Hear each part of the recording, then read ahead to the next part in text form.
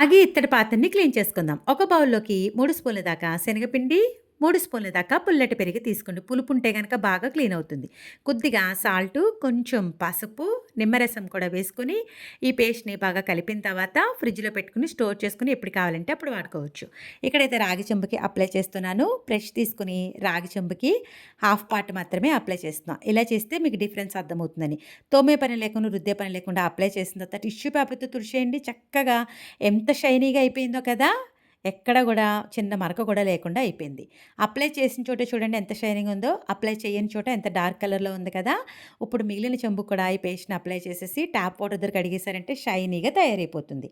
అలానే ఇత్తడి పాత్ర కూడా ఈ పేస్ట్‌ని అప్లై చేసుకోవచ్చు. చూడండి ఇత్తడి పాత్ర కూడా నేను బ్రష్ తీసుకొని హాఫ్ ఆఫ్ ది పార్ట్ మాత్రమే అప్లై చేస్తున్నా. అప్లై చేసిన చోట చూడండి ఎంత షైనీగా ఉందో. అప్లై చేయని చోట చూడండి ఎంత డార్క్ కలర్‌లో ఉందో. మీకే డిఫరెన్స్ అర్థమవుతుంది కదా! వీడియో నచ్చితే లైక్ చేయండి, షేర్ చేయండి.